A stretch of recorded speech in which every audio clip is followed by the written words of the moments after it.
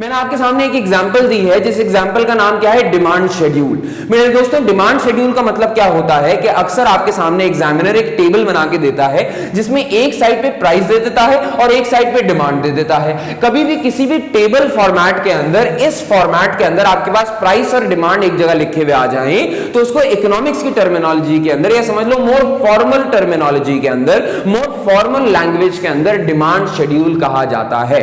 अब आपके सामने फॉर एग्जांपल एग्जाम के अंदर एक डिमांड शेड्यूल आता है। इस डिमांड शेड्यूल के अंदर देखो क्या नजर आ रहा है। डिमांड शेड्यूल के अंदर नजर ये आ रहा है कि जब कभी भी किसी भी, फॉर एग्जांपल कोई भी एक प्रोडक्ट है, इस प्रोडक्ट एक्स ले लेते हैं फॉर एग्जांपल इसको, जब इस प्रोडक्ट की प्राइस 100 थी तो इसकी डिमांड कितनी थी बेटा मार्केट के अंदर? 1000 यूनिट्स की डिमांड थी।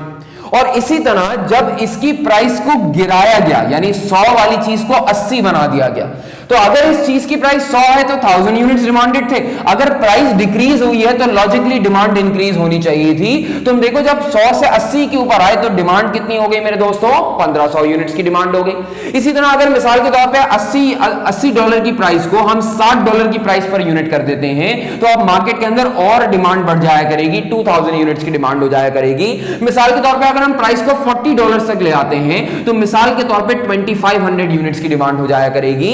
यानी बड़ा एविडेंट है, बड़ा क्लियर है कि when your prices decrease, demand increase.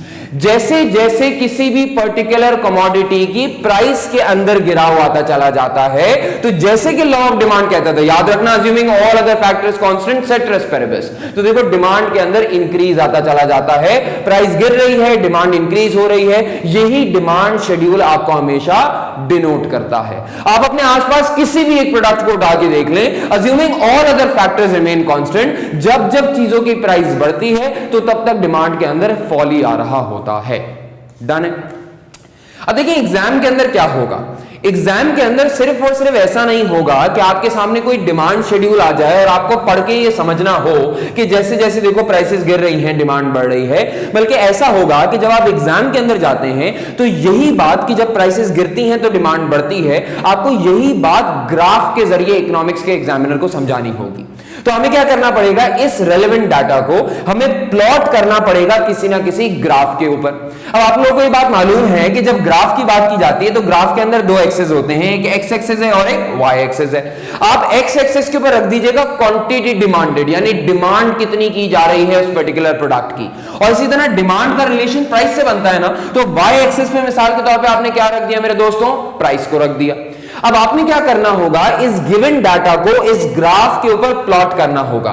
ये बात याद रखिएगा कि जब भी आप एग्जाम के अंदर ऐसा ग्राफ बनाने जाएंगे तो ये एग्जामिनर की आपकी गाइडेंस है कि ऑलमोस्ट 1/3 या 1/4 of your exam sheet should be covered by the graph. यानी इतना एविडेंट ग्राफ बनाइएगा, इतना क्लियर ग्राफ एग्जाम के अंदर बनाइएगा कि सामने वाला आपके ग्राफ को देख के आपकी लॉजिक को, यानी आपकी अंडरस्टैंडिंग को समझ भी पाए। लेकिन सर ये ग्राफ बनेगा कैसे? तो मेरे दोस्तों चलो देखते हैं। अगर तुम इस ग्राफ के अंदर देखो तो सबसे पहले मैं डिमांड की बात करता हूं। डिमांड की 4 क्वांटिटीज आपको लिख के दी हैं, 1000, 1500, 2000, 2500। तो मैं एक काम करता हूं, जरा प्लॉटिंग स्टार्ट करता हूं। भाई देखो ये पॉइंट कौन सा पॉइंट है? ओरिजिन का पॉइंट है, जीरो का पॉइंट है। तो मिसाल के तौर पे मैं यहां ले लेता हूं 1000, दिस इज 1000 क्वांटिटी। तो फिर 1500 कहां होगा मेरे दोस्तों? थोड़ा सा आगे चले जाते हैं, ये 1500 का हो जाएगा। थोड़ा सा आगे चले जाते हैं तो मिसाल के तौर पे ये 2000 का हो जाएगा। थोड़ा सा आगे चले जाते हैं मेरे दोस्तों तो ये 2500 यूनिट्स यानी 2500 यूनिट्स का ग्राफ हो जाया करेगा। आपने एक्स एक्सिस के ऊपर क्या कर दिया मेरे दोस्तों? डिमांड को प्लॉट कर दिया। इसी तरह मेरे दोस्तों आप क्या करना पड़ेगा, यानी डिमांड को राइट डाउन कर दिया। मेरे दोस्तों वाई एक्सिस के ऊपर क्या बनाना पड़ेगा? आपको प्राइसेस बनानी पड़ेंगी।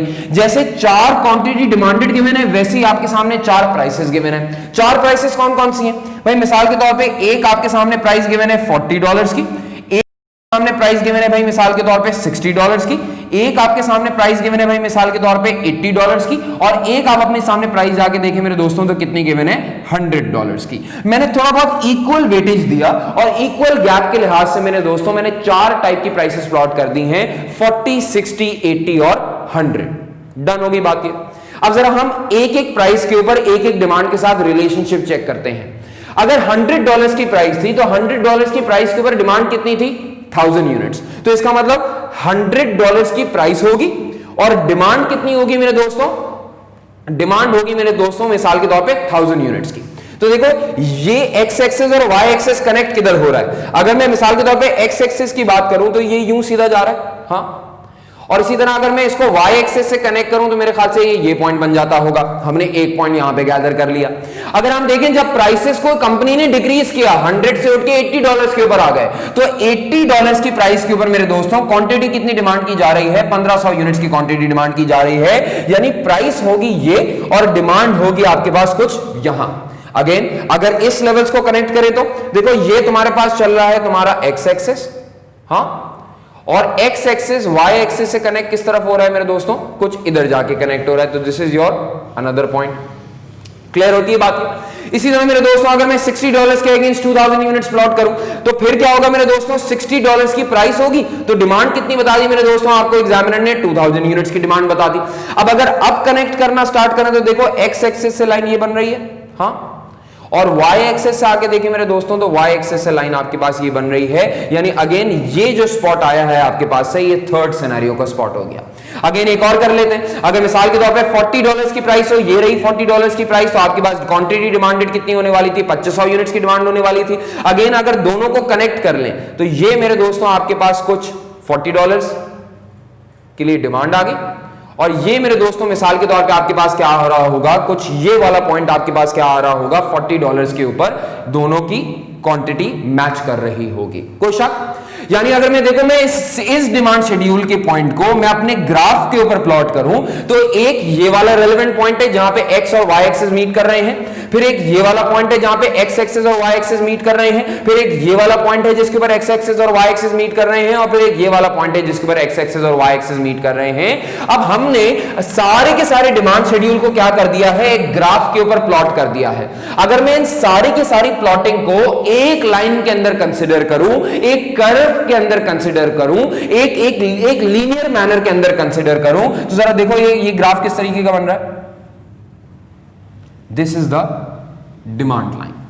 मानते हैं आप लोग इस बात को? यानी देखो ना ये डिमांड लाइन ने आपके सामने क्लियर कर दिया। मैं थोड़ा सा स्ट्रेटन अप कर देता हूं इसको। अगर आप डिमांड लाइन को देखिए तो ये डिमांड लाइन ने क्लियर कर दिया कि जब ये डिमांड होगी तो ये प्राइस होगी, तो ये डिमांड होगी, ये प्राइस होगी तो ये डिमांड होगी, ये प्राइस होगी तो ये डिमांड होगी। आपको क्लियरली एविडेंटली नजर आ रहा है मेरे दोस्तों कि ये आपके सामने क्या बन चुकी है, एक डिमांड लाइन बन चुकी है। कोई शक मेरे दोस्तों इसके अंदर? ये जो लाइन आई है ना आपके सामने, ये लाइन, इसको हमारी इकोनॉमिक्स की जबान के अंदर मेरे दोस्तों क्या कहा जाता है, डिमांड कर्व कहा जाता है। और याद रखना मेरे दोस्तों इस एग्जाम्पल के बाद कि डिमांड कर्व हमेशा इसी ट्रेंड का होता है। यानी डिमांड कर्व के बारे में याद रखना, जब ये ओरिजिन के करीब होता है तो थोड़े अपसाइड के ऊपर होता है, और जब ये ओरिजिन से जितना दूर जाता चला जाता है तो थोड़ा इसका स्लोप नीचे आता चला जाता है। और ये सेम लॉजिक है, when prices are low demand is high, when prices are high for example demand is when prices are high demand is low, when prices are low demand is high. हमेशा याद रखना कि demand का curve हमेशा इसी angle से बना करेगा। कोई भी सवाल आ जाए, कैसा भी डिमांड शेड्यूल आ जाए, उसके लिए हमेशा याद रखना तुम ऐसा ग्राफ बनाओगे, और ऐसा ग्राफ बनाने के बाद हमेशा याद रखना डिमांड का लाइन हमेशा, डिमांड की कर्व हमेशा इसी मैनर के अंदर जाया करती है। और इसी मैनर के अंदर मैं फिर बोल रहा हूं क्यों जाया करती है, क्योंकि कनेक्शन बनता है। When prices are high demand is low, when prices are for example low demand is high. Clear बात सबको समझ में आती है? डन है।